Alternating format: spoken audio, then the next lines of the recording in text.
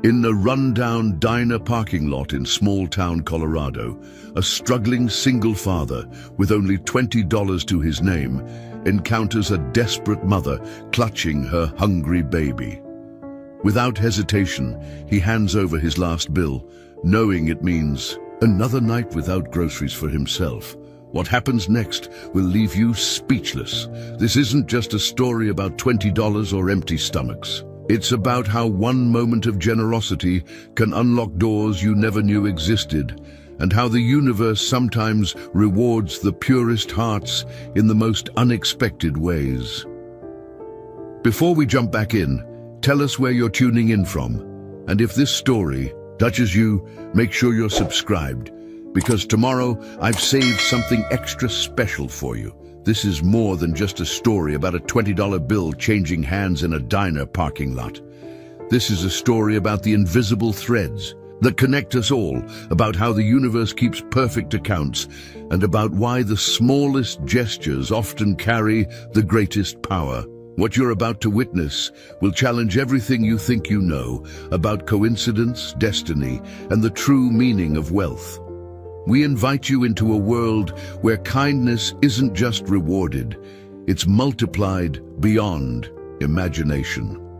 Where a single father's desperate act of compassion sets off a chain reaction that transforms not just his life, but an entire community. This is a journey that proves miracles don't always announce themselves with thunder and lightning. Sometimes they whisper through the rustle of a $20 bill passed from one struggling soul to another. In the next 40 minutes, you'll discover how one moment of selfless generosity becomes the foundation for something extraordinary. You'll witness how love, when given freely, returns in ways that defy logic and restore faith in humanity's deepest goodness. This isn't just entertainment, it's a reminder that every act of kindness plants seeds in soil we may never see, but harvests we will always eventually reap. If you've ever wondered whether good deeds truly matter, whether the universe notices when we choose compassion over self-preservation, or whether there's still magic left in this often cynical world, then this story is for you. We're not just telling you about transformation, we're inviting you to witness it, to feel it, and to carry it forward into your own life. Before we begin, we want you to know that this community we're building together believes in the power of stories to change hearts.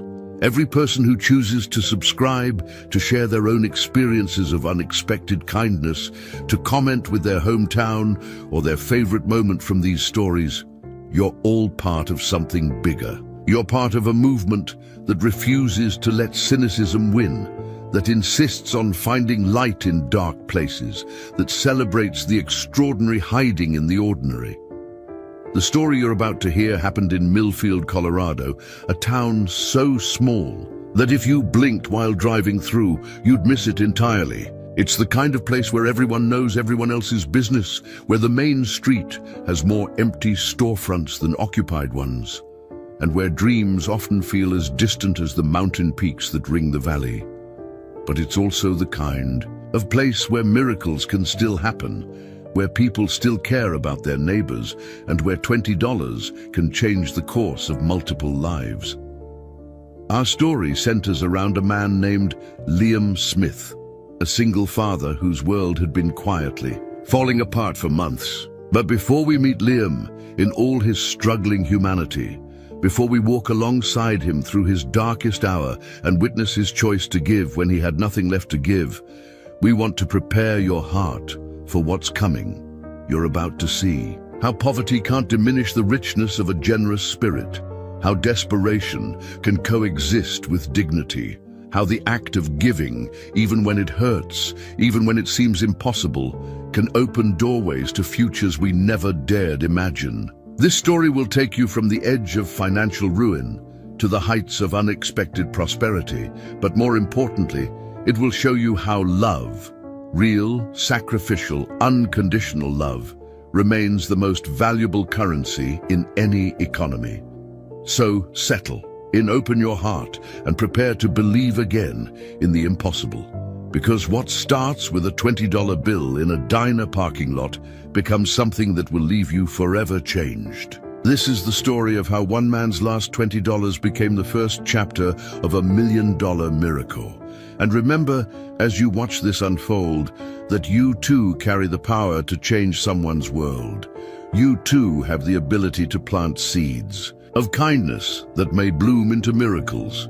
You too are part of this beautiful, interconnected web of humanity where every generous act matters, every compassionate choice counts, and every person has the potential to be someone else's answered prayer. Welcome to a story that will restore your faith in the impossible and remind you why love always finds a way to multiply itself beyond our wildest dreams.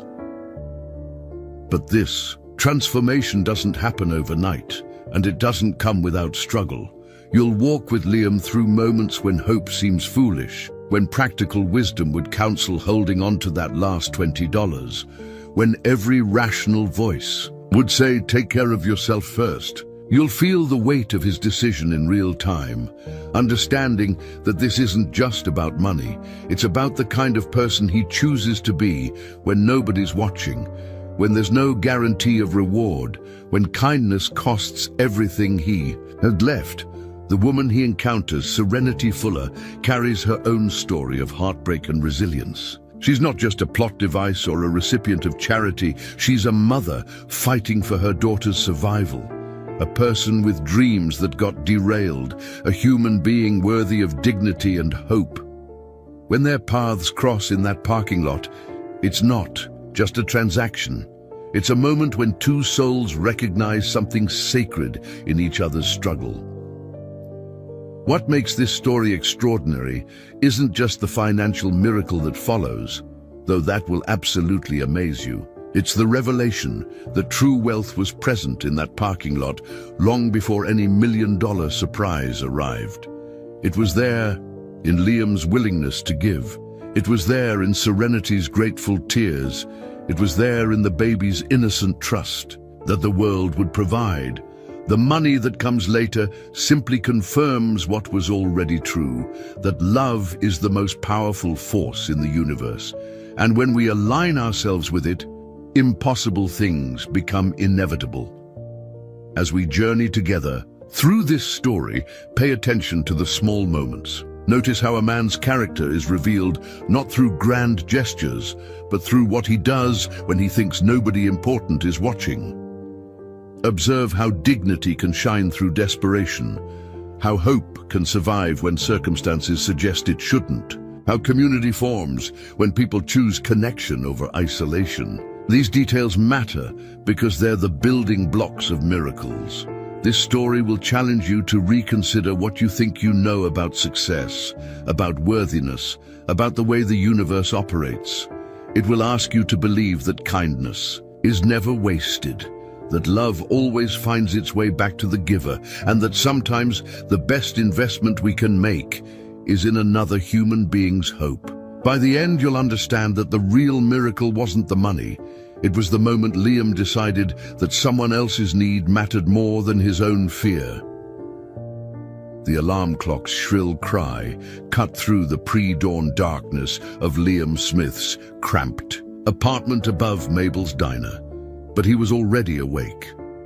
Sleep had become a luxury he couldn't afford, not when the bills stacked on his kitchen table seemed to multiply overnight like some cruel mathematical curse. The red final notice stamps glared at him through the gloom, each one a reminder that his world was slowly crumbling around him, one unpaid invoice at a time.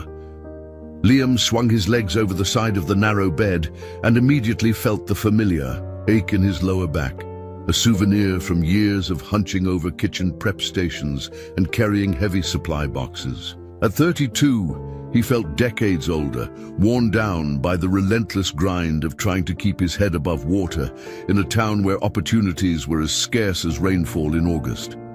His calloused hands, permanently stained with coffee grounds and cooking oil, told the story of a man who had never been afraid of honest work, even when that work barely paid enough to survive.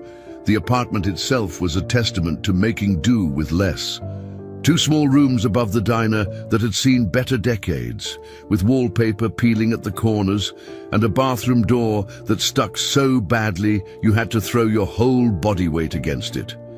The kitchen consisted of a hot plate, a mini fridge that wheezed like an old dog, and a sink that dripped with the persistence of a metronome. But Liam had scrubbed every surface until it gleamed, hung cheerful yellow curtains that his sister had sewn for him years ago, and arranged the sparse furniture to create the illusion of comfort. On the windowsill sat a photo that stopped him. Every morning, his daughter Emma, at age 6, gap-toothed and grinning, wearing the princess costume he'd saved for months to buy her. She'd been gone 3 years now, living with her mother in Denver after the divorce that had split his life into before and after. The custody arrangement allowed him 1 weekend a month, but even that was becoming impossible to afford with the gas money and the small gifts he refused to show up empty-handed without. Preparing and narrating this story took us a lot of time, so if you are enjoying it, subscribe to our channel. It means a lot to us. Now, back to the story. Liam's reflection in the bathroom mirror showed a man who was fighting to maintain his dignity despite circumstances that seemed designed to strip it away. His brown hair, prematurely touched with grey at the temples, was always neatly combed. His clothes, though second-hand and worn thin in places, were clean and pressed. He'd learned early in life that you could be poor without looking defeated, that how you presented yourself to the world was one of the few things nobody could take away from you. The work uniform waiting for him consisted of a black polo shirt, with Mabel's Diner embroidered over the pocket, a shirt he hand-washed every night to avoid laundromat fees, and the same pair of black pants he'd been rotating for the past year. His work shoes had holes in the soles that he'd covered with duct tape, but he'd learned to step carefully to avoid the embarrassing squeak that betrayed their condition. Downstairs, Mabel's Diner represented everything that was struggling to survive in Millfield, Colorado. The red vinyl booths were patched with electrical tape, the linoleum floor was clean but cracked in a dozen places, and the world's best coffee sign flickered intermittently above the counter. But there was something stubbornly hopeful about the place, with its handwritten daily specials board and the way morning light streamed through windows that Liam cleaned religiously every week. The regulars who filtered in before sunrise were mostly ranch hands, truck drivers, and the occasional early-rising retiree nursing their social security checks until the next month. They were good people, salt-of-the-earth folks who tipped when they could and always had a kind word, but they weren't the kind of customers who could keep a struggling business afloat. Most ordered coffee and toast, maybe eggs if it was payday. The elaborate breakfast platters on the menu were relics from better times. Liam's relationship with Mabel Henderson, the diner's 73-year-old owner, was complicated by mutual financial desperation. She'd owned the place for 40 years, watching it thrive in the 1980s when the copper mine was still operational and the town had a future. Now, she could barely afford to keep the lights on, let alone pay her only full-time employee a living wage.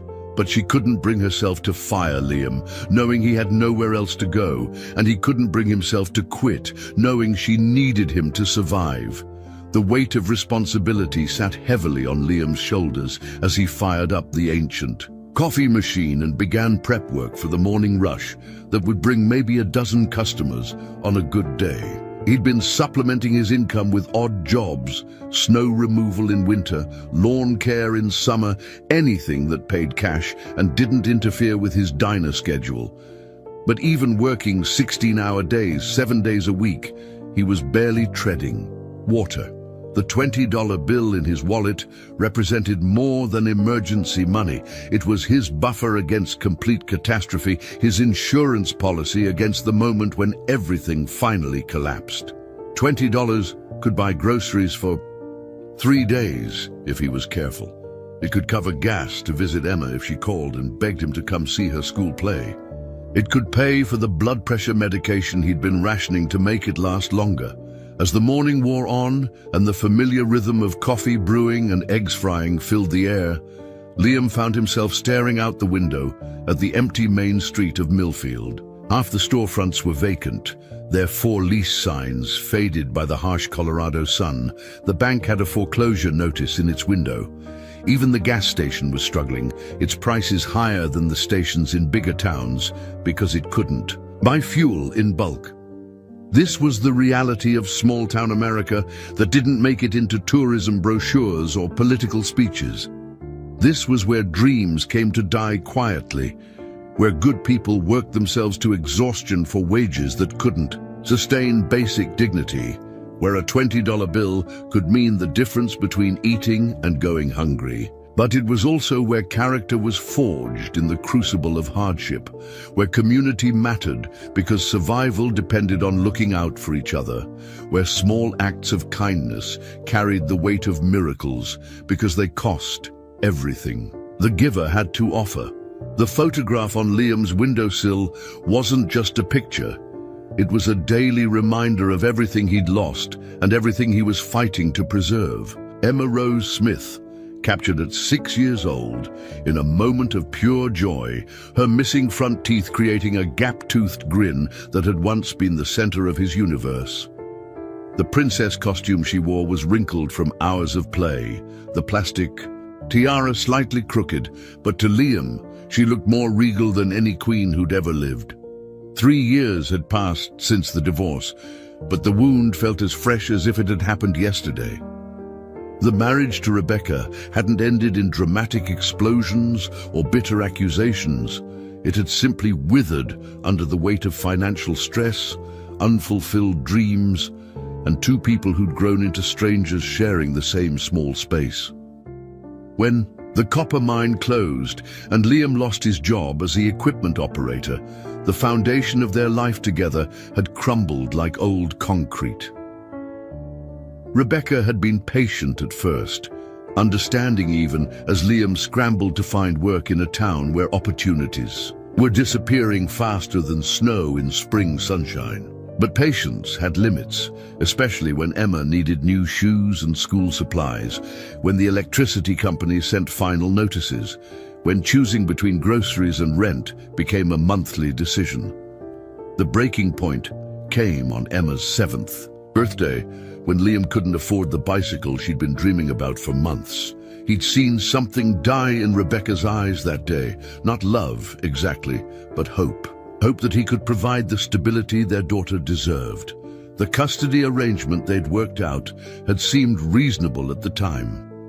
Emma would live with Rebecca in Denver, where Rebecca's sister had found her a job at a medical clinic, and Liam would have visitation rights every other weekend plus holidays. What they hadn't calculated was the hidden costs of divorce, the gas money for the 4-hour round trip to Denver, the need to maintain an apartment suitable for Emma's visits, the pressure to make every moment special when he only had 48 hours a month to be a father.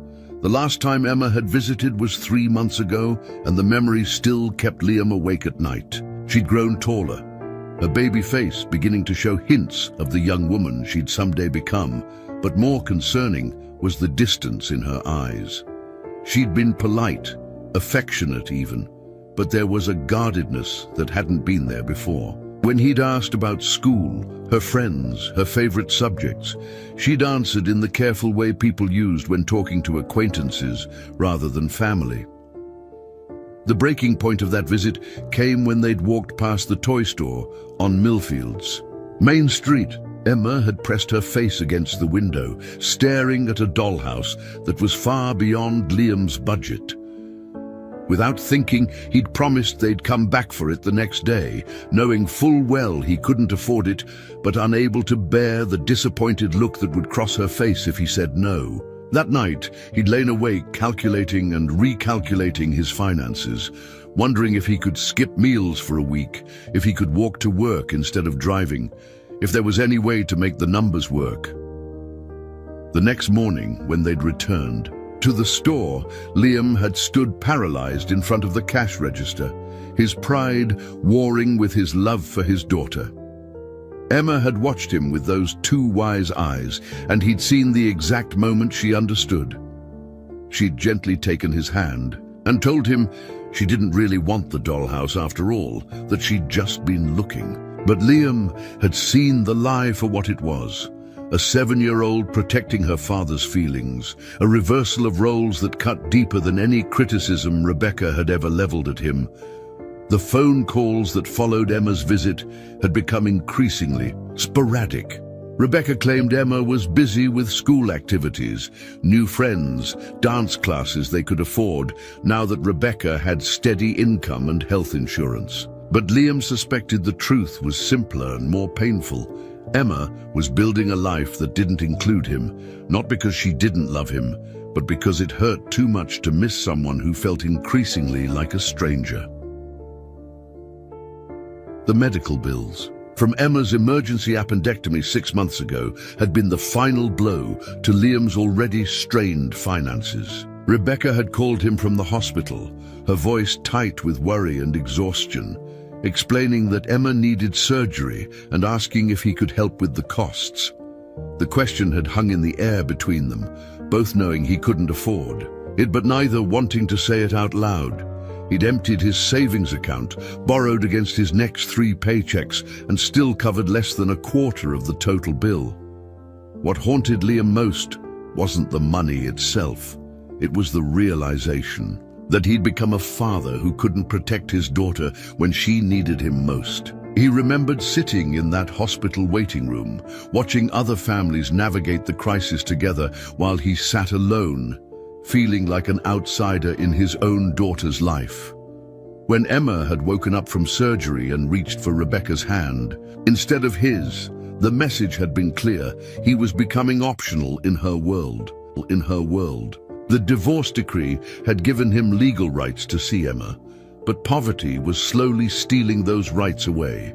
Every missed visit because he couldn't afford gas, every cancelled phone call because his service had been temporarily disconnected, every birthday present that arrived late because he'd had to wait for payday, they all added up to a growing distance that no court order could bridge.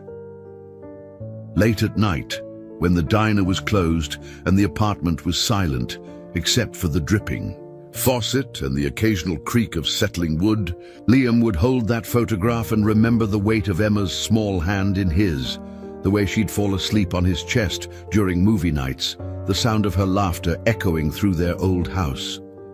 He'd made mistakes, plenty of them, but he'd never stopped loving her with a fierce desperation that bordered on worship. The $20 bill in his wallet represented more than financial security. It was his connection to fatherhood itself. It meant he could answer the phone if Emma called asking him to come to a school play. It meant he could buy her a small gift on her next birthday.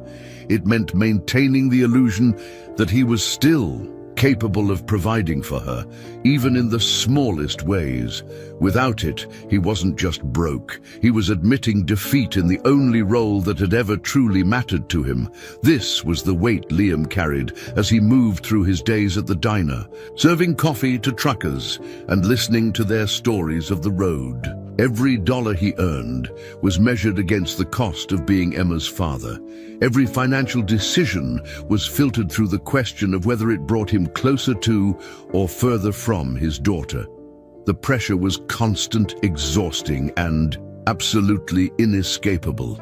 But perhaps the cruelest irony was that Emma had inherited his generous heart. Rebecca had mentioned in their last conversation that Emma had used her birthday money to buy supplies for a school fundraiser, helping families in need. She was growing up to be exactly the kind of person Liam had always hoped she'd become: compassionate, thoughtful, generous to a fault. And he was terrified that his own financial failures would teach her the wrong lessons about the value of kindness in a world that seemed to punish it at every turn. The afternoon shift at Mabel's diner had been slower than usual, even by Millfield standards. 3 truckers nursing coffee that had grown cold an hour ago, old Pete reading the same newspaper he'd been staring at since lunch, and Mrs. Chen counting quarters for her daily slice of apple pie. The tips jar by the register held exactly $4.37, barely enough to cover the gas it would take to drive to the grocery store, let alone buy anything once he got there. Liam wiped down the counter for the dozenth time. That day, his movements automatic after years of the same routine. The late October sun slanted through the diner's windows, casting long shadows across the cracked linoleum floor. In a few hours, he'd flip the sign to closed, count the meager receipts, and climb the narrow stairs to his apartment, where he'd heat up a can of soup and try not to think about the bills waiting on his kitchen table. Mabel had left early for a doctor's appointment, her arthritis acting up again as the weather turned cold. At 73, she shouldn't be working 12-hour days trying to keep the diner afloat, but pride and stubbornness ran deep in her generation. She trusted Liam to handle the closing routine, knowing he'd lock up properly and make sure the coffee pot was cleaned for tomorrow's brew. It was a small responsibility, but in his current circumstances, even small responsibilities felt like victories. The bell above the door chimed with its familiar off-key clang, and Liam looked up from the coffee machine he'd been disassembling for cleaning. What he saw made him pause, his hands still holding the filter basket. A young woman stood silhouetted in the doorway, her thin frame backlit by the fading afternoon sun. She clutched a baby to her chest, the infant wrapped in what looked like a receiving blanket that had seen better months, if not years. Even from across the diner, Liam could see the exhaustion radiating from her like heat from asphalt. Her dark hair was pulled back in a ponytail that suggested it had been styled days ago and forgotten since. Her clothes were clean but wrinkled, the kind of wrinkled that came from sleeping in a car rather than careless laundry habits. But it was her eyes that stopped Liam cold, wide, desperate, and trying so hard to mask the fear that it hurt to look at her directly. "Excuse me," she said, her voice barely above a whisper. The baby stirred in her arms, making the soft whimpering sounds that preceded a full-scale crying fit. "Are you still serving? I know it's almost closing time, but—" "Of course," Liam said quickly, setting down the coffee filter and moving toward the counter. "Take any seat you'd like. Can I get you some coffee while you look at the menu?" The woman, she couldn't have been more than 25, glanced around the diner as if calculating escape routes. When her gaze landed on the prices listed on the chalkboard menu, Liam saw her shoulders sag almost imperceptibly. She approached the counter slowly, bouncing the baby gently to keep her quiet. "Actually," she said, her voice growing smaller, "I was wondering, do you have anything that's not too expensive? I have about $6, and I haven't eaten since yesterday, and Grace here." She looked down at the baby with an expression of such tender desperation that Liam felt his chest tighten. "She's been fussy because I'm not producing enough milk, and I thought maybe if I could just get something in my stomach." The sentence trailed off into silence, and Liam found himself looking at a young mother who was quite literally at the end of her rope. Her hands trembled slightly as she shifted the baby's weight, and he could see the careful calculation in her eyes as she mentally counted and recounted the crumpled bills in her jacket pocket. "What's your name?" Liam asked gently. "Serenity," she replied, then added quickly, "Serenity Fuller, and this is Grace." She adjusted the blanket around the baby, who had begun making stronger protest sounds. "She's 4 months old." Liam nodded toward the booth nearest the kitchen. "Why don't you sit down, Serenity? Let me get you both something." He moved with quiet efficiency, filling a plate with the last of the day's meatloaf, a generous scoop of mashed potatoes, green beans, and a warm dinner roll. It was easily $15 worth of food by menu standards, but Liam didn't hesitate. He poured a tall glass of milk and a cup of coffee, adding sugar packets and creamer to a small dish. When he set it all in front of Serenity, her eyes immediately filled with tears. "I can't afford all this," she whispered, looking down at the steaming plate. "I told you, I only have $6.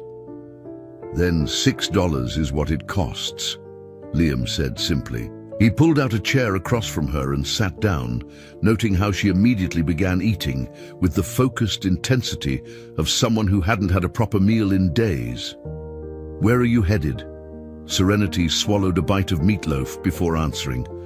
"North. My sister lives in Wyoming, near Cheyenne. She's got a spare room and said Grace and I could stay with her while I get back on my feet." She paused, looking embarrassed. "My car broke down about 50 miles south of here. A trucker gave us a ride into town, but..." She didn't need to finish. Liam could fill in the blanks. No money for repairs, no money for bus tickets, no money for anything except the hope that kindness existed somewhere along the highway between desperation and salvation. "How long since the car broke down?" he asked. 3 days. Serenity's voice was barely audible. "We've been staying at the rest stop, but security keeps moving us along. Grace cries when she's hungry, and I've been trying to walk to find work. But nobody's hiring, and I can't leave her alone." The picture she painted was heartbreaking in its simple desperation. A young mother stranded in a town that barely had enough opportunities for its own residents, carrying a baby who depended entirely on her ability to survive in circumstances that would challenge anyone. Liam found himself thinking of Emma, imagining his daughter in 20 years, wondering if she'd ever find herself in a similar situation with no one to help. As Serenity ate, she told him fragments of her story. A boyfriend who disappeared when she told him she was pregnant, a job at a warehouse that had laid her off when the baby was born and she couldn't arrange reliable childcare, an eviction notice that had forced her to choose between fighting in court and using her last savings to get to Wyoming, where family waited. Each detail was delivered matter-of-factly, without self-pity, but the cumulative weight of her circumstances was staggering. "The trucker who gave us a ride was kind," she said, finishing the last of the green beans. "But he was heading east, and this was as far as he could take us. He gave me the $6 for food and wished us luck." She looked down at Grace, who had fallen asleep in her arms. "I've been trying to figure out how to get to Cheyenne ever since." Liam excused himself and walked to the window, looking out. At the parking lot where Serenity's absence of transportation was glaringly obvious, the nearest bus station was in Denver, 60 miles away. Even if there was a route to Cheyenne from there, it would cost far more than $6. He thought about the $20 bill in his wallet, his safety net, his connection to Emma, his insurance against complete catastrophe. When he returned to the table, Serenity was attempting to pay for her meal, counting out wrinkled dollar bills and loose change with the precision of someone for whom every penny mattered. The sight of her trying to make good on her debt, even in her desperate circumstances, confirmed what Liam had already decided. He reached into his wallet and pulled out the $20 bill, setting it on the table next to her money. "Take this," he said quietly. Serenity's eyes widened. "No, I can't. You've already done too much." "You need it more than I do," Liam said. And in that moment, he meant it completely. Looking at this young mother holding her sleeping baby, calculating bus fares and baby formula and all the small necessities that stood between her and safety, his own problems suddenly felt manageable. Get to your sister, get somewhere safe. The gratitude in Serenity's eyes was almost too much to bear. She carefully folded the $20 bill and tucked it into her jacket pocket, then stood and extended her hand. "Thank you," she said simply. "I'll find a way to pay you back someday." Liam shook her hand, feeling the calluses that spoke of hard work and determination. "Just take care of that little girl," he said. "That's payment enough." As he watched Serenity Fuller walk out of the diner and into the uncertain evening, Liam Smith had no idea that he'd just set in motion events that would change both their lives forever. He only knew that he'd chosen to be the kind of person he wanted Emma to be proud of, even if Emma might never know about it. The days following Serenity's departure passed with an unusual heaviness that Liam couldn't quite shake. He'd given away his last $20 without a second thought, but the reality of that decision settled into his bones like the Colorado mountain cold that was beginning to creep into October nights. His wallet now contained exactly $3.47, the remainder of that day's tips, and payday was still 5 days away. For the first time in months, Liam found himself genuinely wondering if he'd made a mistake. Not in helping Serenity, that felt as right as breathing, but in giving away money he couldn't afford to lose. The grocery shopping he'd planned for the weekend would have to wait. The phone bill that was due in 3 days would go unpaid, meaning another embarrassing conversation with the customer service representative who'd begun to recognize his voice. Most painful of all, Emma had called the night before, excited about a school Halloween carnival, and he'd had to explain why he couldn't drive up to see her costume. "It's okay, Daddy," Emma had said, with a kind of mature understanding that broke his heart. "Maybe you can come for Thanksgiving instead." But Thanksgiving was still a month away, and Liam wasn't sure his finances would be any better by then. He'd hung up the phone, feeling like he'd failed her again, trading his daughter's happiness for a stranger's survival. The rational part of his mind knew he'd done the right thing, but late at night, when the apartment was silent except for the dripping faucet and his own doubts, rationality felt like cold comfort. It was Wednesday morning, 6 days after Serenity had left, when the first sign appeared that the universe might be keeping accounts after all. Liam was opening the diner, going through the familiar ritual of firing up the coffee machine and checking yesterday's receipts, when he noticed a man sitting at the counter he was certain hadn't been there moments before. "Morning," the stranger said, looking up from a newspaper that hadn't been there either. He was perhaps 60, well-dressed in the understated way that suggested money without ostentation.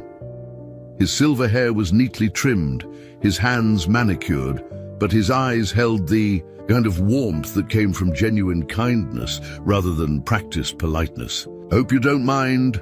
The door was unlocked, and I saw the coffee was ready. Liam glanced at the front door, certain he'd locked it the night before, but decided not to question small mysteries. "No problem at all. What can I get you?" "Coffees. Perfect for now," the man said, extending his hand.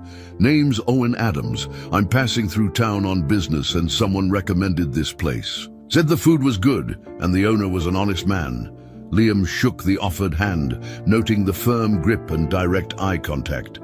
"Liam Smith, I'm not the owner, just work here, but I'll take the compliment about the food. Mabel Henderson owns the place. She's been serving good meals here for 40 years. Owen nodded approvingly as he sipped his coffee. "Sometimes the best places are the ones that have been around long enough to know what they're doing. Speaking of which, I'm actually looking for someone, a young woman with a baby, traveling north from here about a week ago. Dark hair, probably looked like she needed help. You wouldn't happen to remember seeing anyone like that?" Liam's hand stilled on the coffee pot he'd been refilling. "May I ask why you're looking for her?" "Good question," Owen said, smiling at what seemed to be approval for Liam's caution. "I represent a foundation that helps young mothers in crisis situations. We heard through some channels that she might have been in this area, and we wanted to make sure she and her baby were safe." The explanation felt genuine, but Liam had learned to be protective of people who trusted him. "What kind of foundation?" Owen reached into his jacket and pulled out a business card. "The Grace Foundation. We provide emergency assistance, temporary housing, job training, that sort of thing, all completely confidential, no strings attached." He paused, studying Liam's face. "You did meet her, didn't you?" Liam looked at the business card, noting the professional printing and Denver address. Something about Owen Adams felt trustworthy, but more than that, something felt almost familiar, though Liam was certain they'd never met. "She was here about a week ago. Nice girl, traveling with her baby to family in Wyoming. She seemed to be getting by okay." "That's good to hear," Owen said, though his expression suggested he was reading between the lines. These situations can be challenging. Sometimes people need more help than they're comfortable asking for. She handled herself with dignity. Liam said carefully, "Whatever help she needed, I hope she found it." Owen studied him for a long moment, then nodded slowly. "I'm sure she did. People like that usually recognize kindness when they encounter it." He finished his coffee and reached for his wallet. "What do I owe you?" "Coffee's on the house," Liam said automatically, the words coming out before he'd consciously decided to say them. It was a $2 loss he couldn't afford, but something about the interaction felt important in a way he couldn't explain. Owen looked at him with an expression that seemed to contain both surprise and something deeper. Recognition, perhaps, or approval. "That's very generous. Thank you." He stood to leave, then paused. "You know, I have a feeling that young woman you helped is going to do well for herself. And I have an even stronger feeling that the kindness people showed her along the way is going to come back to them in ways they can't imagine." After Owen left, Liam found himself replaying the conversation throughout the morning. There had been something almost orchestrated about the encounter, as if Owen Adams had been looking not just for information about Serenity, but testing something about Liam himself. The business card sat on the counter next to the register, and every time Liam glanced at it, he felt a strange mixture of hope and anticipation. The lunch rush was busier than usual. A tour bus had broken down just outside town, bringing 30 unexpected customers who ordered everything from burgers to apple pie. Liam worked frantically to keep up with orders while Mabel handled the register. And for the first time in weeks, the tips jar was heavy with bills and coins. When the last tourist had climbed back onto the repaired bus, Liam counted his earnings. With something approaching disbelief, $63 in tips, more than he usually made in a week. "Oh, well, I'll be," Mabel said, counting the day's receipts. "Haven't seen numbers like this since the mine was running. Maybe we should put a broken bus stop on the schedule every week." That evening, as Liam climbed the stairs to his apartment, he found an envelope that had been slipped under his door. His name was written on the front in unfamiliar handwriting, and inside was a brief note along with a $50 gift certificate to the grocery store in the next town over. "Mr. Smith," the note read, "a friend mentioned that you recently helped someone in need. This small token comes with gratitude from people who believe kindness should never go unrewarded. Please use this for yourself and know that good deeds create ripples that travel farther than we ever imagine." There was no signature, no return address, just the gift certificate and the growing certainty that his act of generosity towards Serenity was somehow connected to the sudden improvements in his circumstances. Liam sat on his narrow bed, holding the note and feeling something he hadn't experienced in months, the possibility that the universe might actually be fair after all. The next morning brought another surprise. Owen Adams was back, sitting in the same booth, reading what appeared to be the same newspaper. But this time he wasn't alone. A well-dressed woman sat across from him, and when she looked up as Liam approached, her smile was warm and immediate. "Mr. Smith," Owen said, standing to shake hands again, "I'd like you to meet my colleague, Julia Murray. She's the director of our foundation, and she wanted to thank you personally." "Thank you personally." Julia extended her hand with the kind of professional warmth that suggested genuine caring behind the business demeanor. "Mr. Adams told me about your conversation yesterday, and frankly, about your generosity with the coffee. In our line of work, we don't often get to thank the people who make the real difference in crisis situations."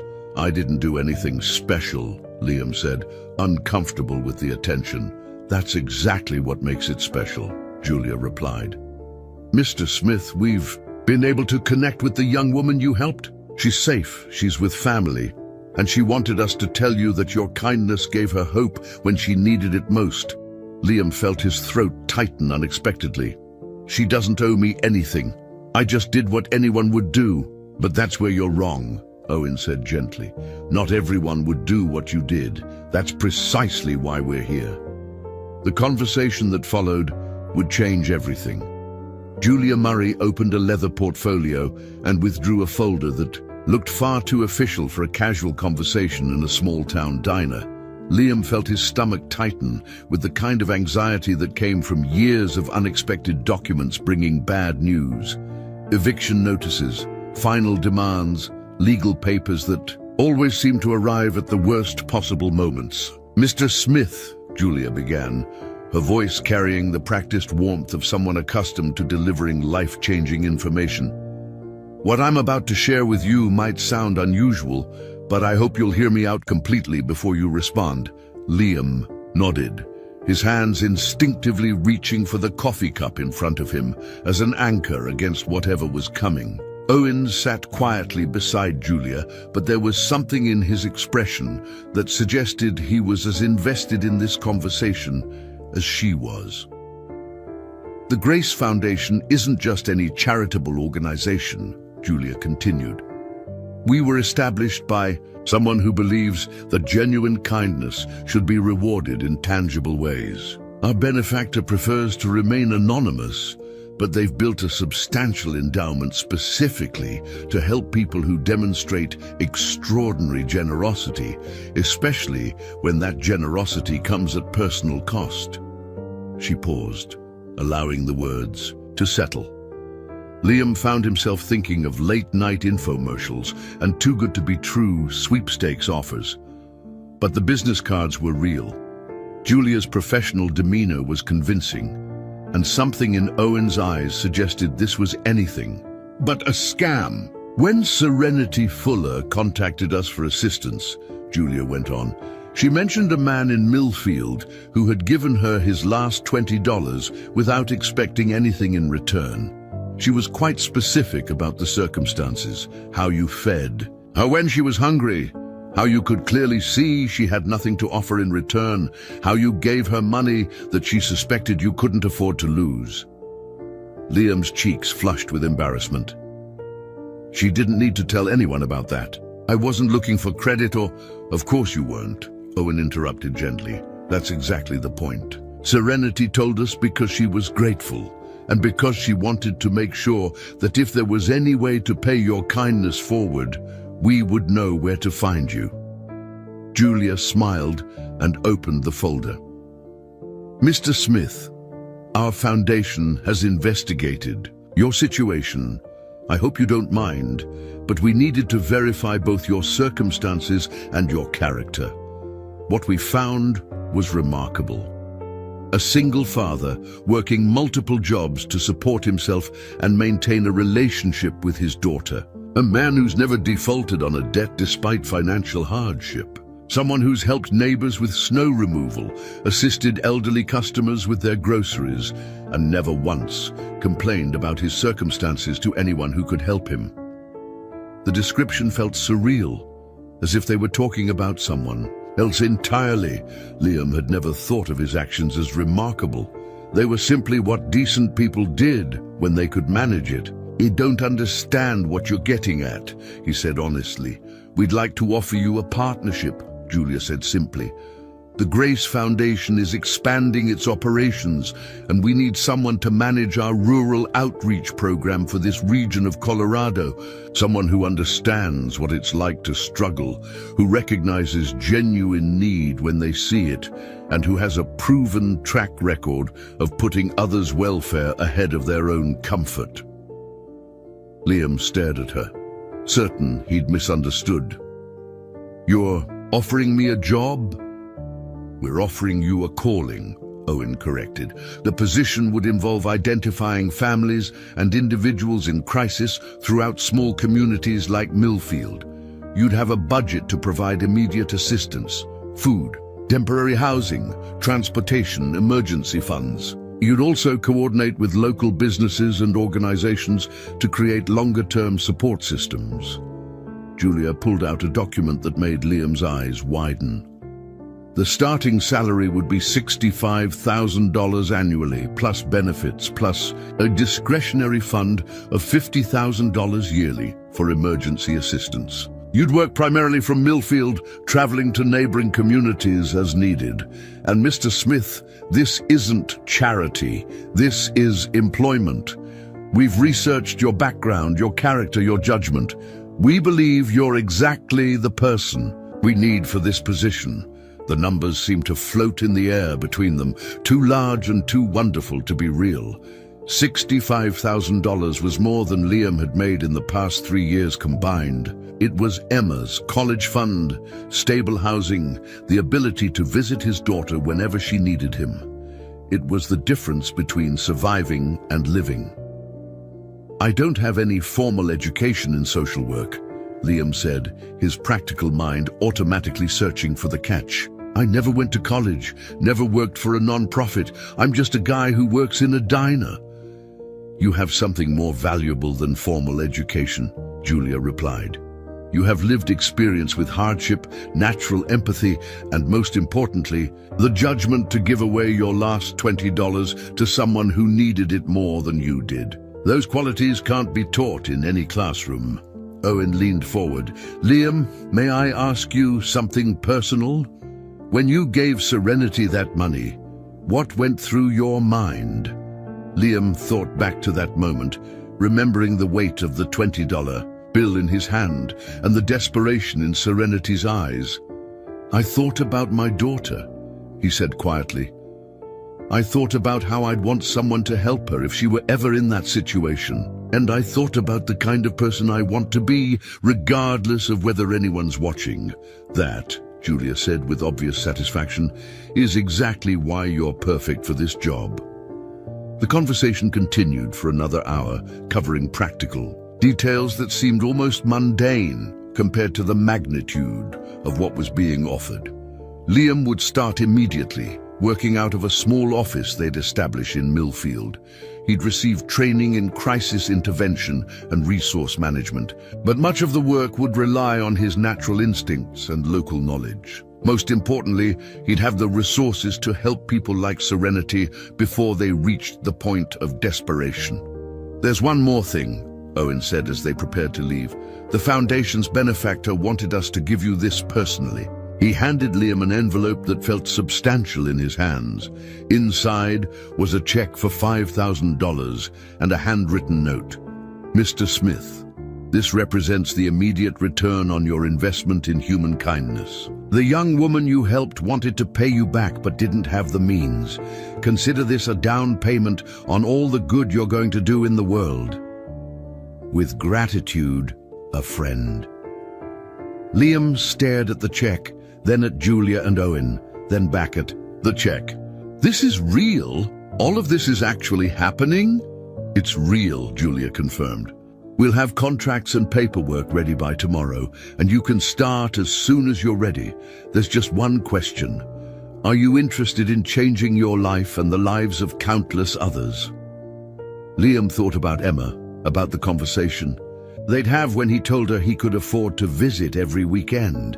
He thought about Mabel, struggling to keep the diner afloat, and how he might be able to help her access resources she didn't know existed. He thought about all the Serenity Fullers out there, trapped between pride and desperation, needing just enough help to get back on their feet. "Yes," he said, his voice steady despite the emotion threatening to overwhelm him. "Yes, I'm very interested." As Julia and Owen gathered their materials and prepared to leave, Owen paused at the door. "Liam, I want you to know something. The young woman you helped, Serenity, she's enrolled in nursing school now. Full scholarship, housing provided, childcare arranged. She's going to be fine, and she wanted you to know that none of it would have been possible without the hope you gave her in this diner." After they left, Liam sat alone in the empty diner, holding the check and trying to process what had just happened. The $20 he'd given away a week ago had somehow multiplied into opportunities he'd never dared to dream of. But more than the money, more than the job, was the realization that his simple act of kindness had created ripples that were still spreading, touching lives he might never even know about. When Mabel returned from her errands and found him sitting in contemplative silence, she took one look at his face and smiled. "Good news, I take it?" "The best," Liam replied, thinking about the phone call he was about to make to Emma. "Mabel, how would you feel about having a partner in this place? Someone who could help you expand, maybe hire more staff, reach more people. The conversation that followed was just the beginning of transformations that would touch not just Liam's life, but the entire community of Millfield, Colorado. Sometimes miracles didn't announce themselves with fanfare. Sometimes they simply walked into a diner, ordered coffee, and offered a man the chance to turn his generosity into his life's work. 3 weeks after signing the contracts that officially made him the regional coordinator for the Grace Foundation's rural outreach program, Liam Smith stood in what had once been the vacant storefront next to Miller's Hardware, watching workers install the sign that would change everything. Millfield Community Resource Center, a Grace Foundation initiative. The transformation had been swift but thoughtful. Julia Murray and her team had worked with local contractors to convert the empty space into something that felt both professional and welcoming. Comfortable seating areas where families could meet privately with counselors, a children's play, corner with books and toys, a small kitchen for emergency food preparation, and offices for the growing staff that Liam was gradually assembling. But the real transformation wasn't in the building. It was in the people gathering around the shared vision of what Millfield could become. Mabel Henderson had been the first to embrace the possibility. When Liam had approached her about partnering with the foundation to expand the diner's reach, her eyes had lit up with an enthusiasm he hadn't seen since the mine closed.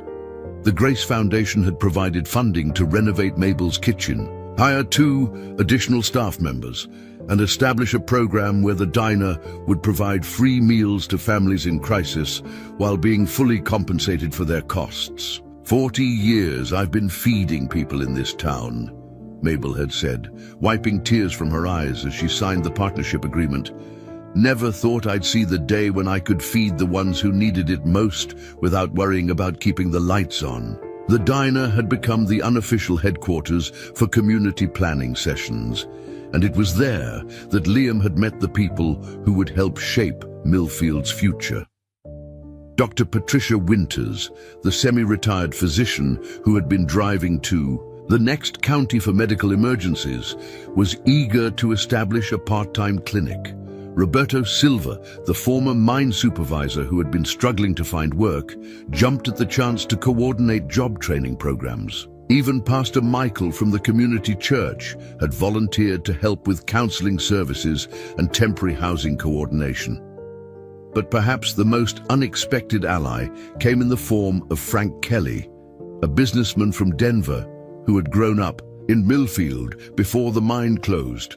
Frank had made his fortune in construction and development, but when news of the Grace Foundation's initiative reached him through business networks, he'd driven down to see the changes firsthand. "I thought this place was dead," Frank had admitted during his first meeting with Liam. "Drove through here 2 years ago and figured it would be a ghost town within a decade. But what you're building here, this isn't just charity. This is smart development. You're creating sustainable systems." Frank's involvement brought a level of business expertise that complemented the foundation's resources perfectly. He understood how to create economic opportunities that wouldn't disappear when grant funding ended. More importantly, he understood the pride of small-town people who wanted to earn their way forward, not just receive handouts. The planning sessions at Mabel's Diner had evolved into something remarkable. Every Tuesday evening, a diverse group of residents would gather around pushed-together tables, sharing coffee and ideas for rebuilding their community. Liam facilitated these meetings, but the vision was emerging organically from people who had lived through Millfield's decline and were determined to engineer its recovery. Sarah Martinez, a young teacher who had been considering leaving for opportunities in larger cities, proposed an adult education program that could help residents earn GEDs and trade certifications. Her husband Carlos, a skilled mechanic, suggested a community garage where people could learn automotive repair while fixing vehicles for families who couldn't afford commercial rates. Even old Pete, the regular customer who spent most days reading newspapers at the diner, contributed by offering to organize a community garden on the vacant lots that dotted the town. But the breakthrough moment came when Emma arrived for her weekend visit and witnessed one of these planning sessions firsthand. Liam had been nervous about Emma seeing him in his new role. The job with the Grace Foundation had already begun changing their relationship. He could afford to visit her every other weekend now, and their phone conversations had shifted from careful discussions about money to excited planning about the future. But he wasn't sure how his 9-year-old daughter would understand the work he was doing, or why it mattered so much to him. Emma had sat quietly at a corner table, coloring in a workbook, while the adults discussed funding for a community daycare center. But when the conversation turned to how they could help families with young people who were struggling in school, she looked up from her artwork. "Daddy," she said in the clear voice that always made the room go quiet, "remember when you used to help me with my math homework? And how you always said that sometimes people just need someone to believe they can do it?" Liam nodded, unsure where she was heading, but touched by the memory. "Maybe the kids here need someone to believe in them too," Emma continued. "Maybe they need homework helpers like you used to be for me." The silence that followed was profound. Then Dr. Winters spoke up.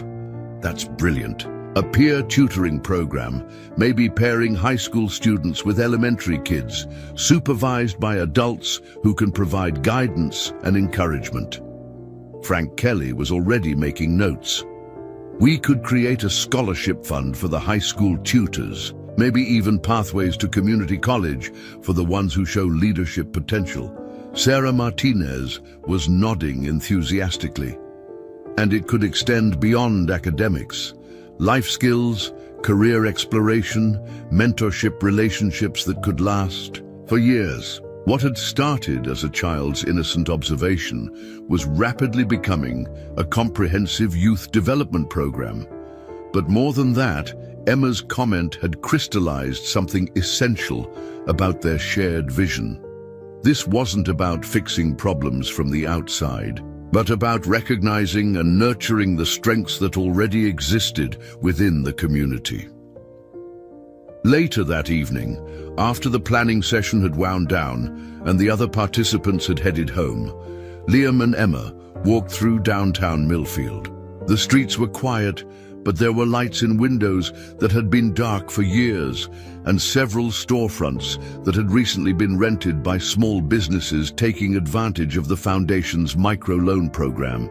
"Daddy," Emma said, slipping her hand into his, "are you happy now?"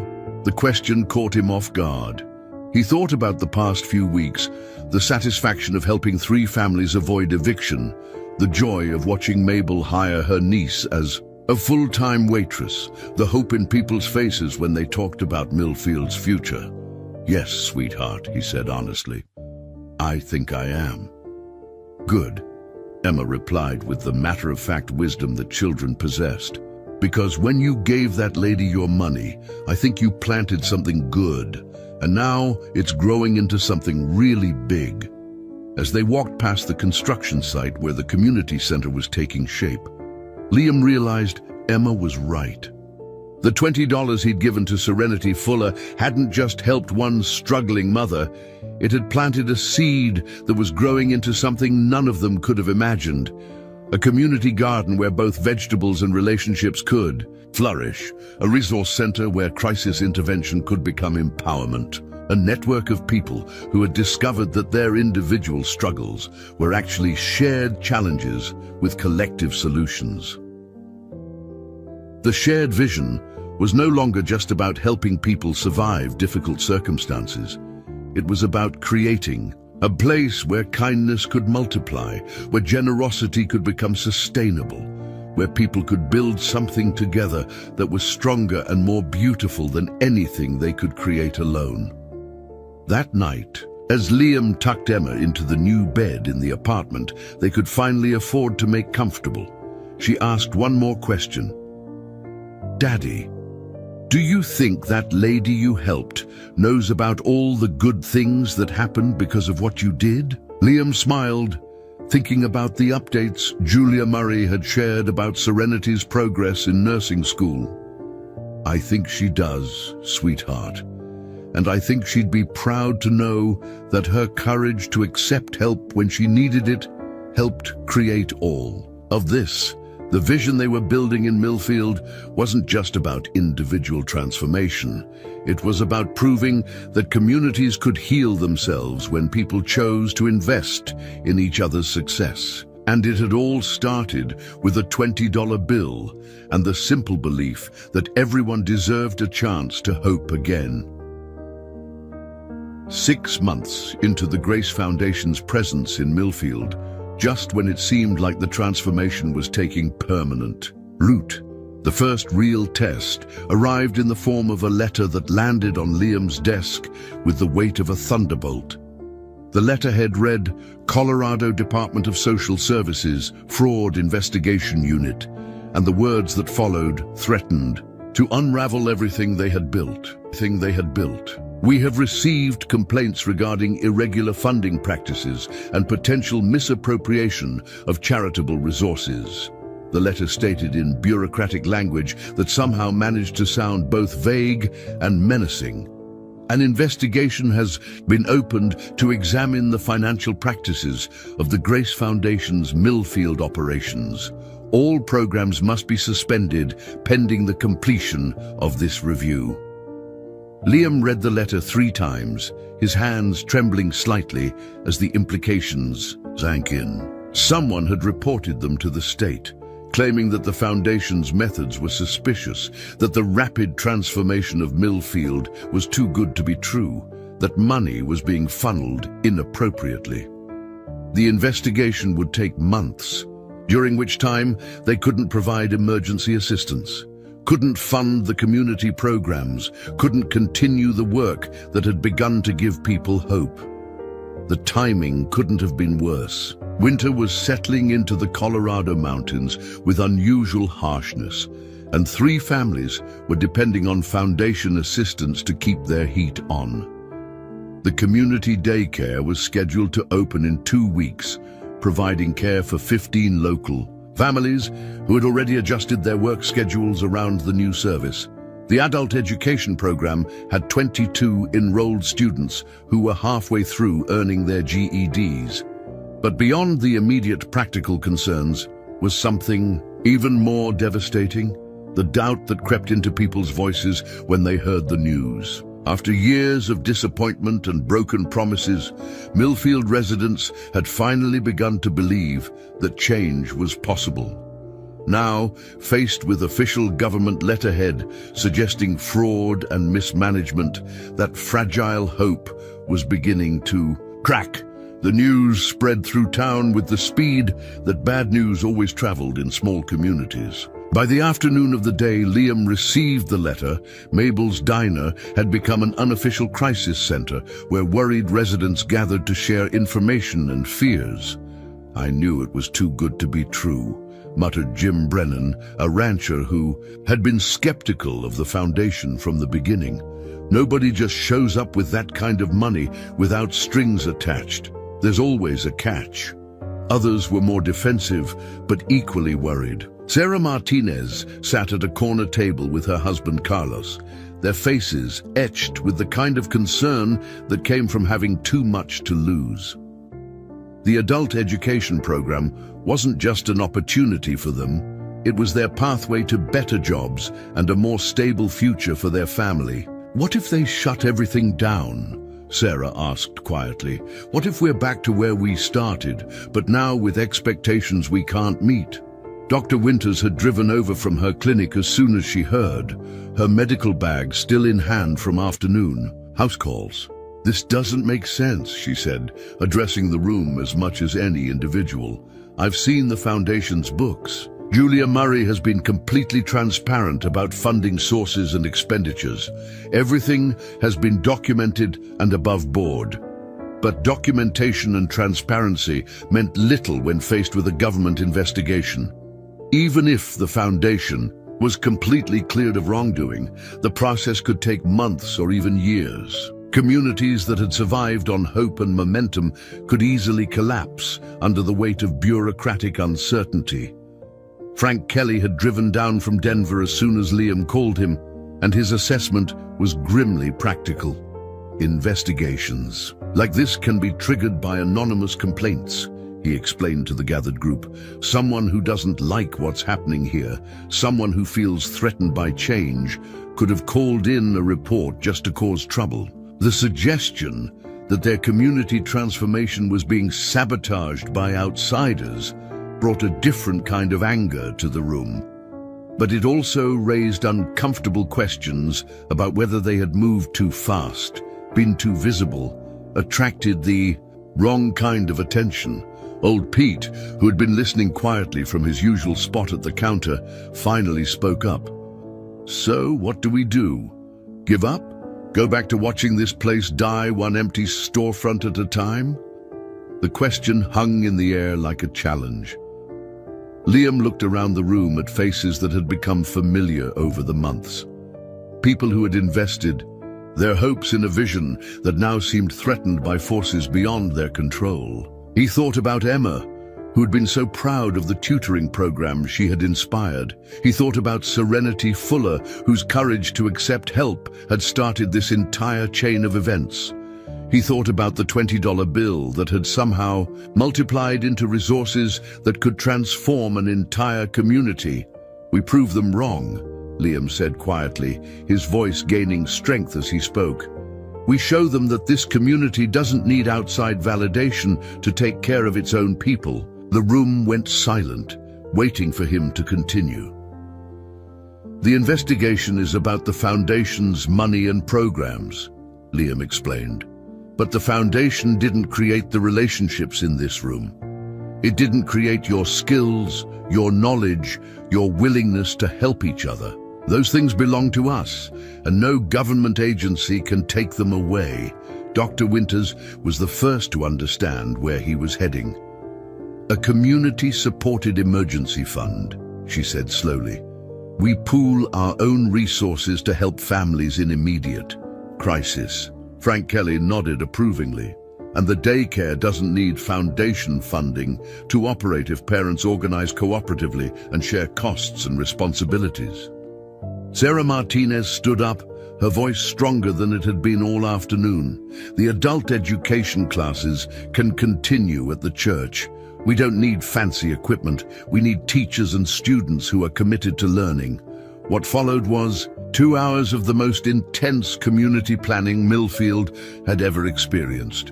People who had learned to depend on Foundation resources discovered they had more power than they realized.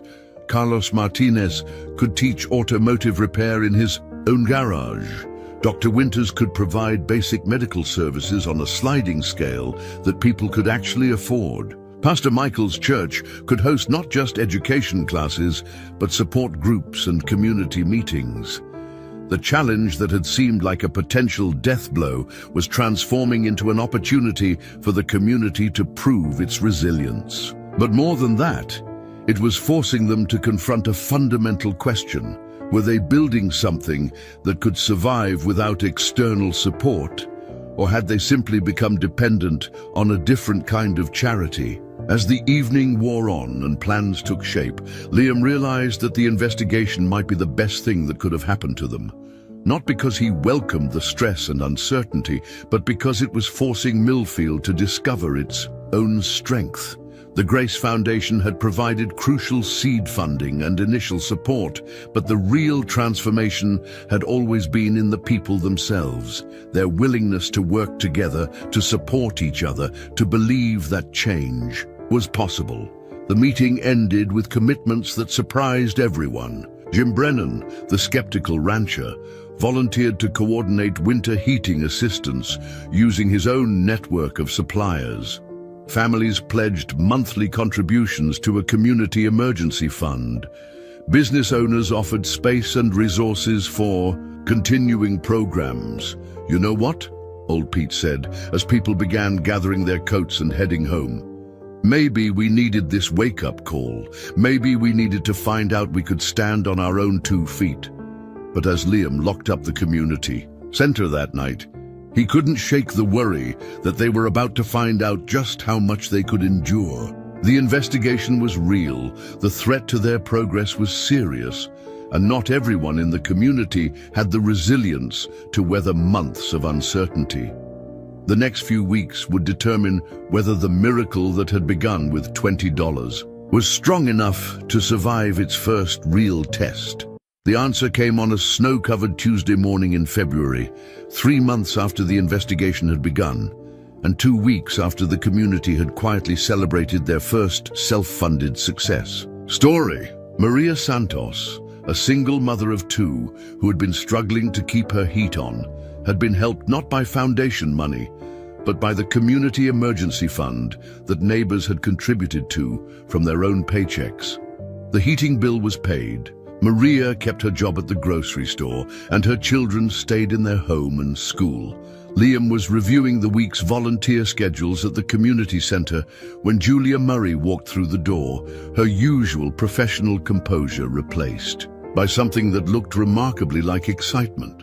Behind her came Owen Adams and a woman Liam didn't recognize, elderly, elegantly dressed, with the kind of quiet authority that suggested she was accustomed to being listened to.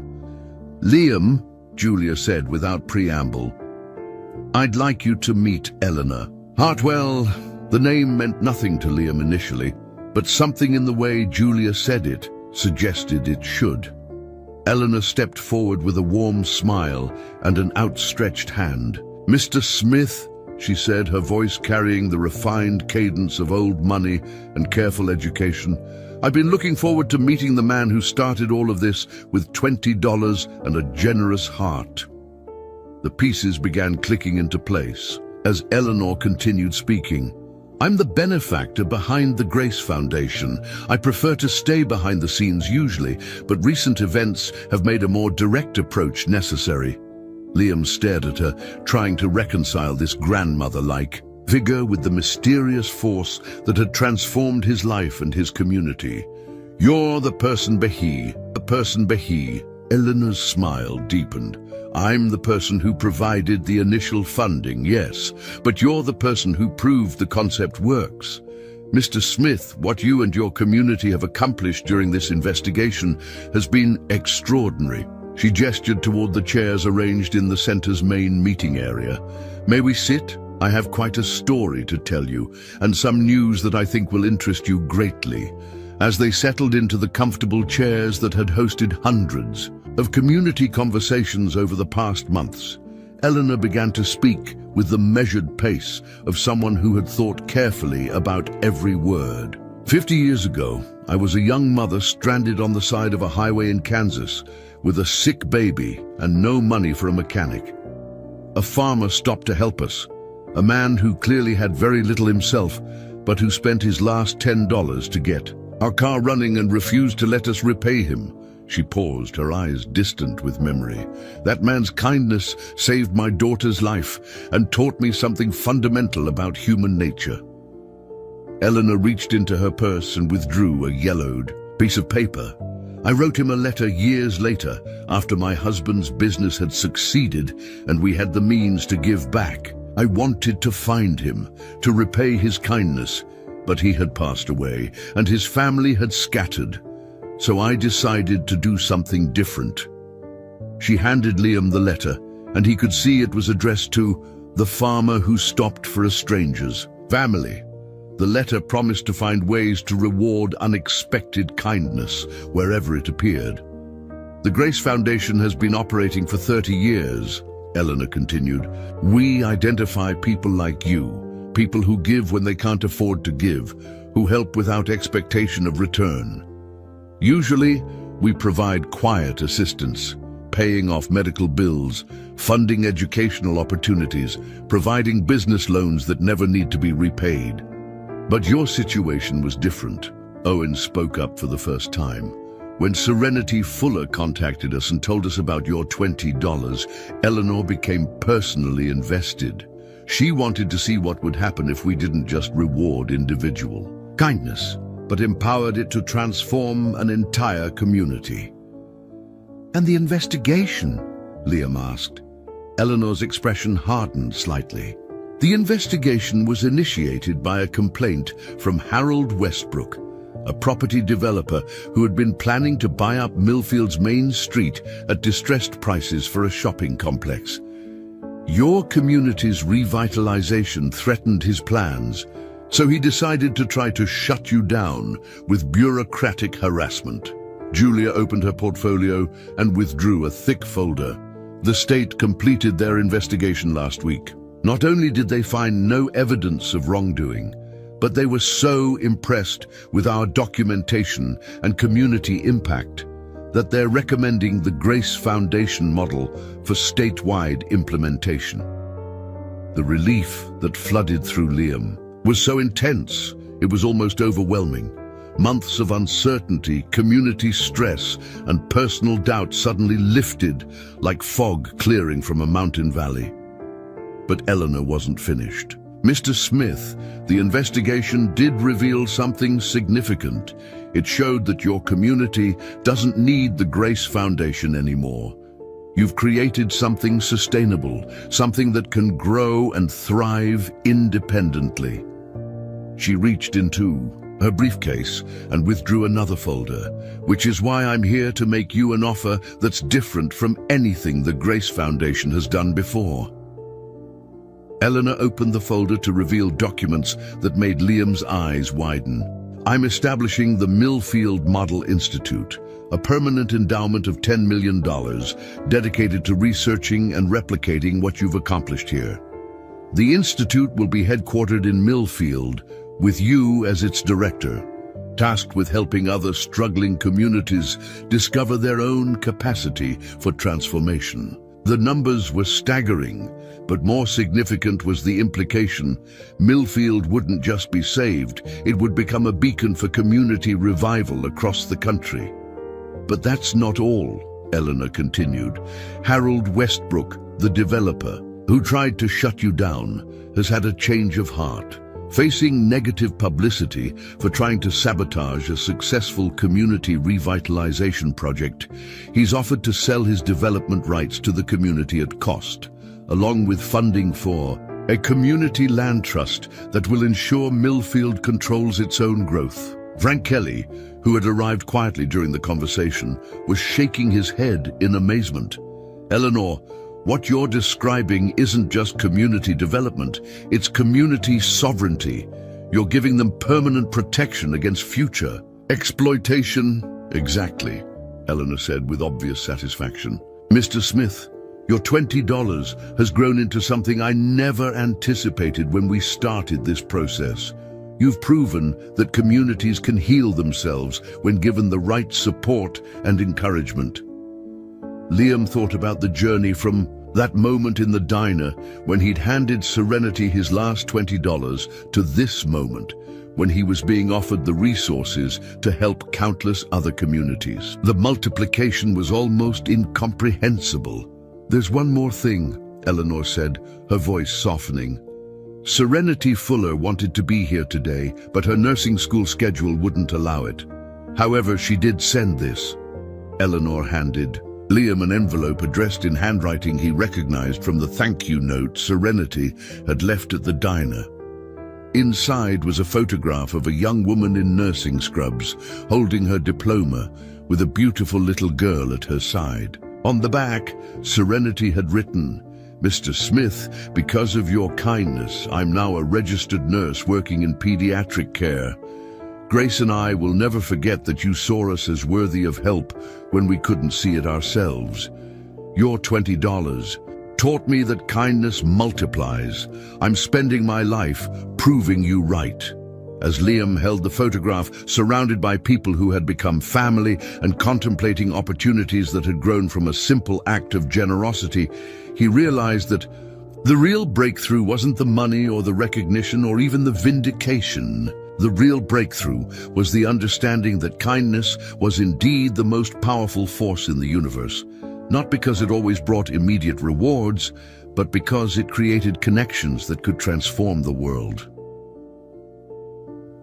The investigation that had threatened to destroy everything had actually proven the opposite, that what they had built was real, sustainable, and worthy of replication. The attempt to stop their progress had instead accelerated it beyond anything they had dared to imagine.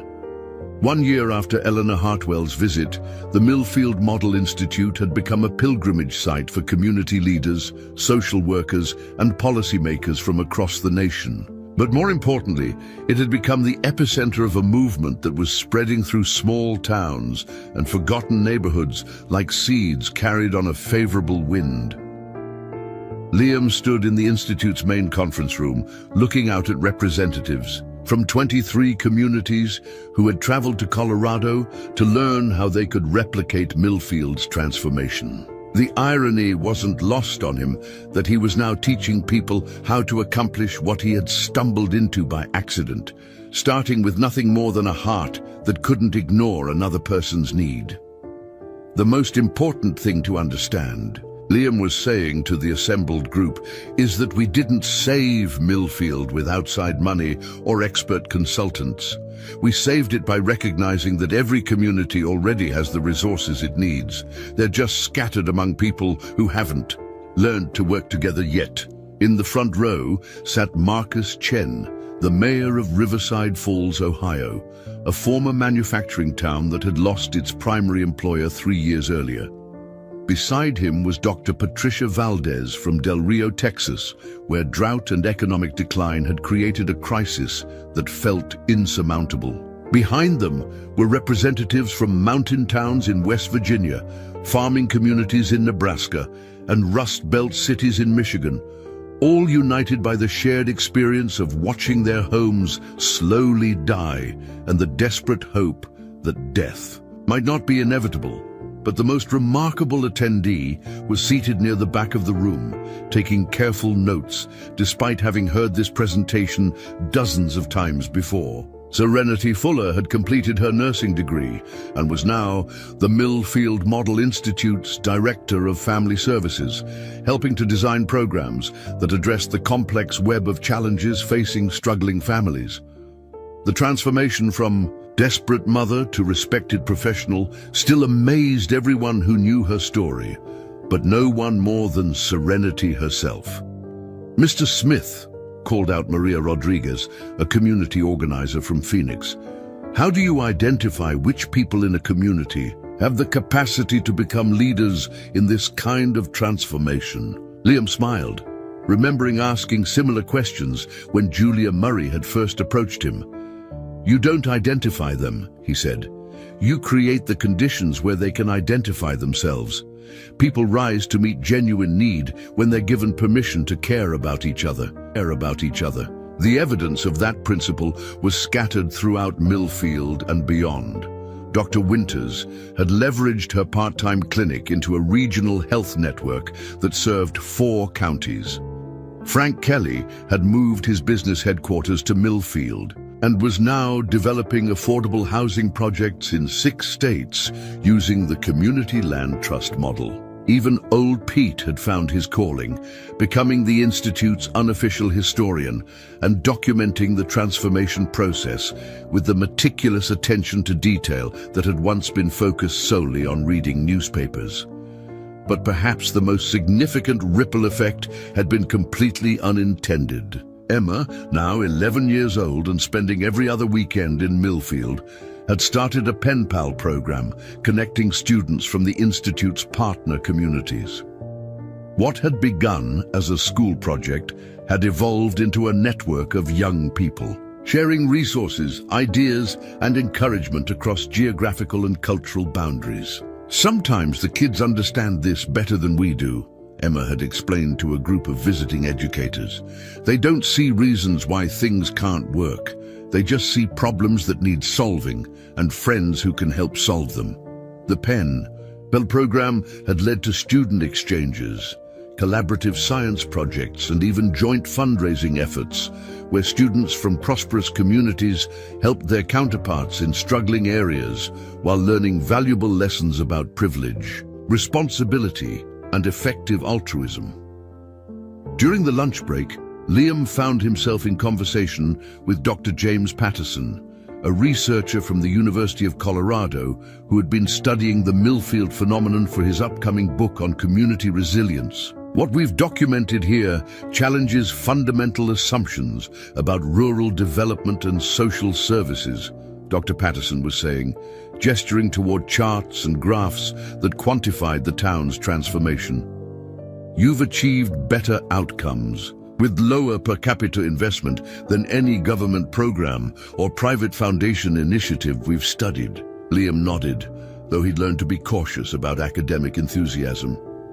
The numbers are encouraging, he agreed, but they don't tell the whole story. You can't measure the feeling of hope returning to a place or the sense of dignity that comes from solving your own problems. That afternoon, the group participated in Millfield's weekly community meeting held every Wednesday at Mabel's Diner, which had expanded twice to accommodate the growing attendance. The agenda included updates on the community land trust, planning for the annual Kindness Festival, and discussion of a proposal to establish a community-owned renewable energy project. But the most powerful moment came when Serenity stood up to address the visitors directly. "A year and a half ago," she began, her voice steady but thick with emotion, "I walked into this diner with my baby daughter. No money, no plan, and no hope. I was ready to accept that my life was just a series of emergencies that I couldn't handle." The room was completely silent, understanding that they were witnessing something significant. Liam Smith gave me $20 that night, but more importantly, he gave me something I had forgotten existed, evidence that people could be good to each other without expecting anything in return. That gift of trust changed everything about how I saw myself and what I thought was possible. She paused, looking around the room at faces that had become family over the months of working together. But here's what I've learned since then. What happened to me wasn't special because it was unusual. It was special because it was exactly what should happen in a healthy community. People should be able to count on each other. Struggling shouldn't mean suffering alone. And everyone should have the chance to both receive help when they need it and give help when they can. The applause that followed was respectful rather than enthusiastic, the kind of response that indicated people were processing profound ideas rather than simply appreciating good speaking. After the visitors had departed and the community members had headed home, Liam and Serenity found themselves alone in the diner, helping Mabel stack chairs and wipe down tables in the comfortable routine that had developed over months of similar evenings. "Do you ever think about what would have happened if you hadn't stopped that night?" Serenity asked, hanging her apron on the hook behind the counter. Liam considered the question seriously. "I think about what would have happened if I had stopped, but decided I couldn't afford to help. I think I would have regretted that decision for the rest of my life. And I think I would have found a way to survive," Serenity replied. "But I wouldn't have learned that I could thrive. There's a difference between getting by and discovering what you're capable of when people believe in you." Mabel, who had been listening quietly while counting the day's receipts, looked up from her work. "You know what I think?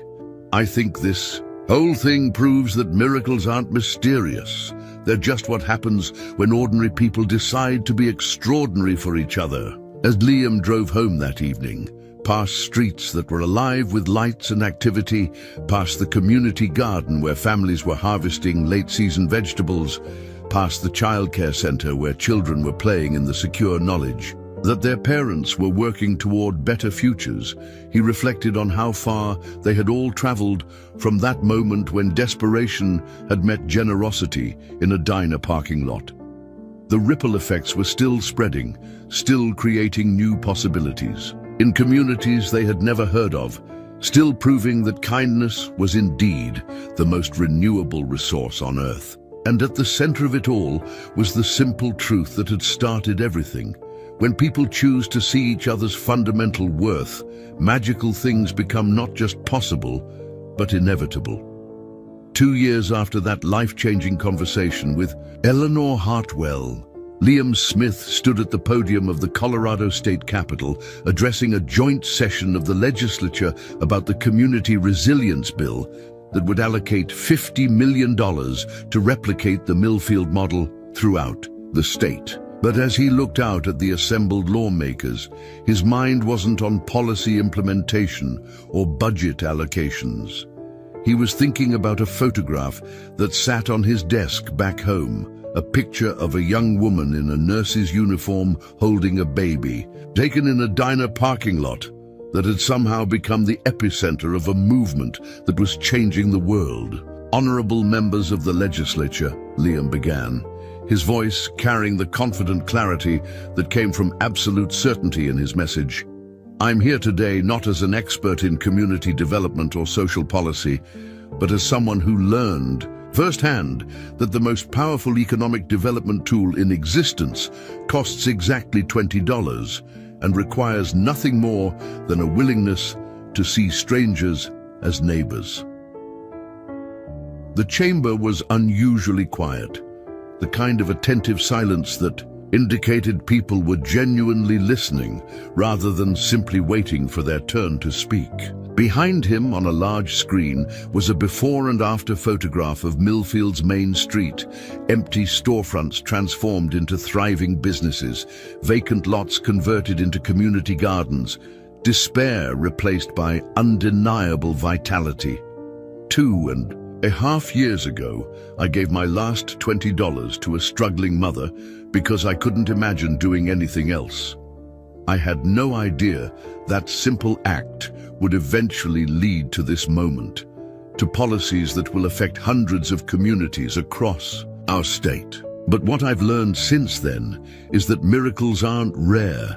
We just don't recognize them because we've been taught to expect them to look different than they actually do. In the gallery above, Emma sat with Rebecca, both of them beaming with pride that was almost too much to contain.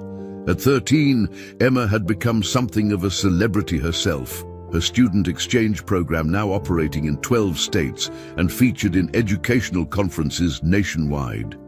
But she was still, fundamentally, a girl who was proud of her father for choosing kindness when it mattered most. The Millfield model isn't complicated, Liam continued, clicking to the next slide, which showed a simple flowchart. Step 1. Identify people who are struggling but haven't given up hope. Step 2. Provide immediate assistance without conditions or judgment. Step 3.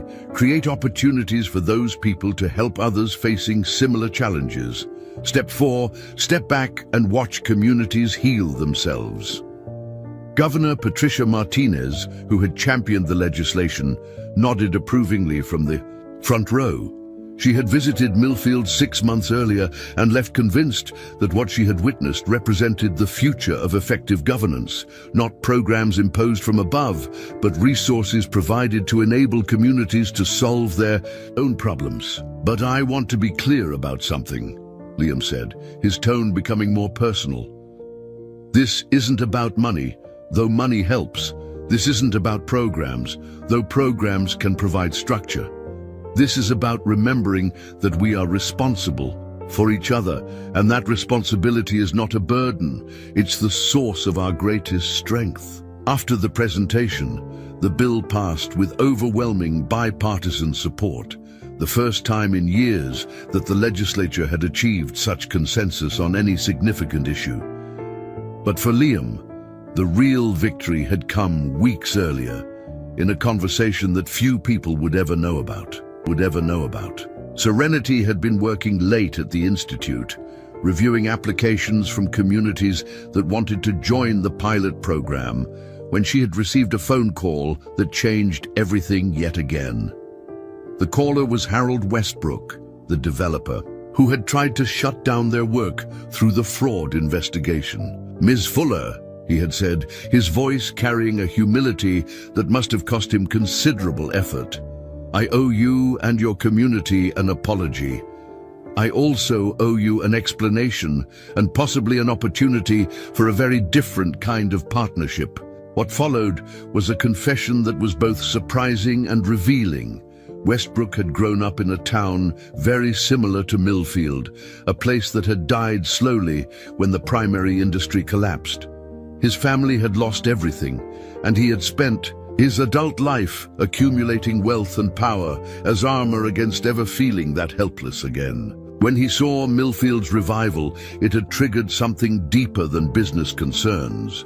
It had forced him to confront the possibility that his hometown could have been saved if people had worked together instead of abandoning each other. "I want to fund expansion of your model into communities that have been written off completely," Westbrook had explained. "Not as an investor looking for returns, but as someone who wants to prove that what happened to my family and my hometown doesn't have to be inevitable." The partnership that emerged from that conversation had added another $50 million to the movement's resources, but more importantly, it had demonstrated that even the people who seemed most opposed to their work might actually be potential allies carrying their own wounds and dreams. Now, 6 months later, the Millfield model was being implemented in 47 communities across 8 states. Each adaptation was slightly different, reflecting local cultures and needs, but all shared the core principle that had started everything: the belief that everyone deserved a chance to hope again, and that communities could heal themselves when given the right support and encouragement. The success stories were becoming too numerous to track individually. A former coal mining town in West Virginia had become a center for renewable energy training. A struggling neighborhood in Detroit had transformed vacant lots into urban farms that supplied fresh produce to the entire region. A fishing village in Maine had developed a sustainable tourism model that celebrated their maritime heritage while providing year-round employment. But for Liam, the most meaningful success story was still unfolding every day in his own life. Emma now spent entire summers in Millfield, working as a junior counselor in the youth programs and developing leadership skills that would serve her well regardless of what career she eventually chose. His relationship with Rebecca had evolved, from polite cooperation to genuine friendship, built on their shared pride in the remarkable young woman their daughter was becoming. Mabel Henderson, now 76 and officially retired, still came to the diner every morning to have coffee and hold court with visitors who wanted to hear first-hand accounts of Millfield's transformation. She had become something of a folk hero, the grandmother figure who had provided the stable foundation that allowed everything else to grow. "You know what I've learned," Mabel had said recently, watching Emma teach a group of younger students how to make her famous apple pie. "People always talk about paying it forward, but that's not quite right. You don't pay kindness forward, you plant it. And then you tend the garden that grows from it."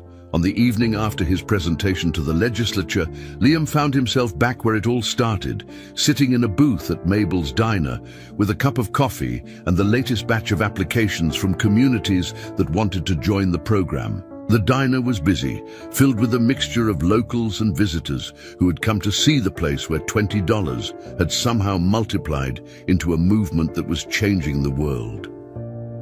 Serenity appeared at his table, sliding into the seat across from him with the easy familiarity of someone who had become family through shared purpose rather than shared blood.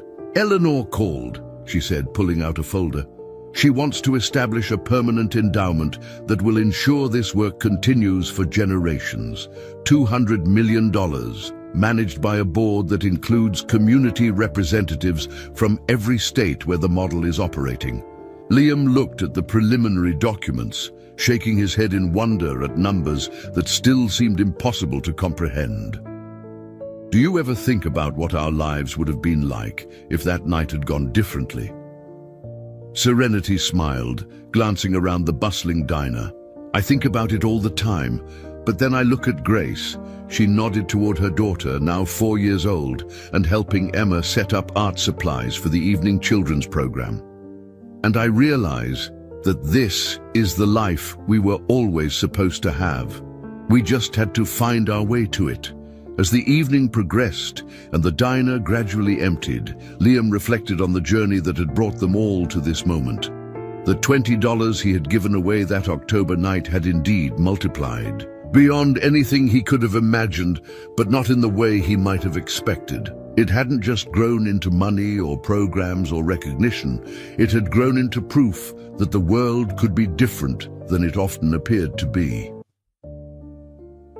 The last customer of the evening was a young father with a tired-looking toddler, counting change to pay for a cup of coffee and a piece of pie to share. Without hesitation, Liam approached their table.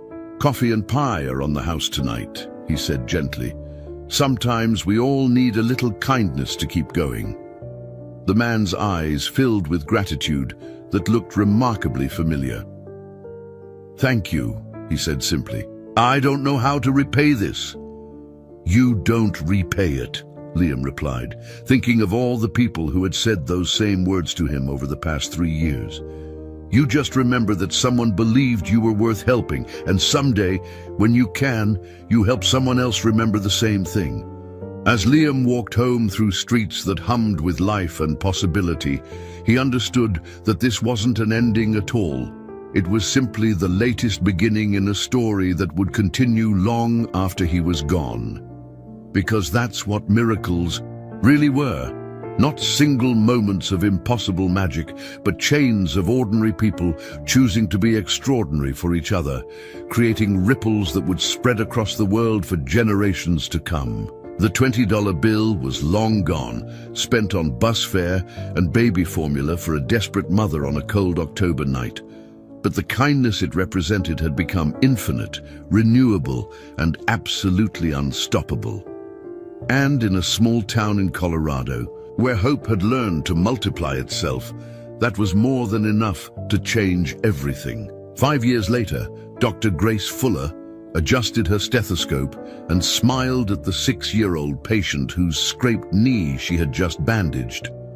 As the head of pediatric care at Denver Children's Hospital, she had treated thousands of young patients, but she never forgot that her own life had been saved by a stranger's kindness in a diner parking lot when she was just a baby. "Dr. Fuller," her assistant called from the doorway, "there's someone here to see you. Says it's about the Grace Foundation Scholarship Program." Grace nodded, finishing her notes before walking to the consultation room where a teenage girl sat nervously with her mother. The girl's name was Isabella, and she was 17, brilliant, and determined to become a doctor despite growing up in circumstances that made medical school seem impossible. "I heard about the scholarship from my guidance counselor," Isabella explained, her voice steady despite obvious nerves. "She said you help students who want to help others, especially if they've overcome difficult situations." Grace smiled, thinking of another young mother who had once needed help, and the man who had given his last $20 without a second thought. "Tell me about your dream," she said gently. Across the country, in a small town in Ohio that had once faced the same challenges as Millfield, Emma Smith Martinez finished her presentation to the town council about implementing their own community resilience program. At 18, she was a freshman at Stanford, studying social entrepreneurship, but she spent her summers traveling to communities that wanted to replicate her father's model. "The most important thing to remember," Emma told the assembled council members, "is that transformation doesn't require perfect conditions or unlimited resources. It just requires people who are willing to believe in each other. After the meeting, Emma called her father from her hotel room. "Dad, I think Riverside Falls is going to be our most successful implementation yet. They already have everything they need. They just needed someone to help them see it." Liam's voice came through the phone, warm with pride. "That's what you do best, sweetheart. You help people recognize their own power." Meanwhile, in Millfield, Mabel's Diner had become an official historical landmark with a bronze plaque by the door that read, "In this place, October 15th, 2023, a $20 act of kindness began a movement that changed the world. Dedicated to everyone who believes that strangers are just neighbors we haven't met yet." Mabel Henderson, now 81 and still sharp as ever, led tours twice a week for visitors who came from around the globe to see where it all started. Her favorite part was always the end, when she'd point to the booth where Liam and Serenity had first met. "People ask me what made that night special," Mabel would say to each group, "but there wasn't anything special about it except that two people chose to see each other as human beings worth helping. That choice is available to every single one of us, every single day." The Millfield model had now been implemented in over 200 communities across 15 countries. Each adaptation was unique, but all shared the core principle that Eleanor Hartwell had learned from a Kansas farmer decades earlier. Kindness, when freely given, multiplies in ways that defy mathematics and transform the world. In the Institute's annual report, the numbers were staggering. Over 50,000 families lifted out of poverty. 12,000 small businesses started with community support. 200 communities revitalized, and countless acts of kindness that could never be quantified, but whose impact rippled through generations. But perhaps the most significant statistic wasn't in any report. It was the fact that in every community where the model had been implemented, crime rates had dropped, graduation rates had increased, and something harder to measure but impossible to miss had returned. Hope Eleanor Hartwell, now 93, and still actively involved in the Foundation's work, often reflected on the chain of events that had started with her own roadside rescue 50 years earlier. The farmer who had helped her had never known what his kindness would eventually create, just as Liam had never imagined that $20 would grow into a movement that would outlive them all. And in nursing homes and hospitals, in schools and community centers, in places where people gathered to help each other through difficult times, the story was still being told and retold, not as a fairy tale or an impossible dream, but as proof that ordinary people possessed extraordinary power when they chose to use it for each other.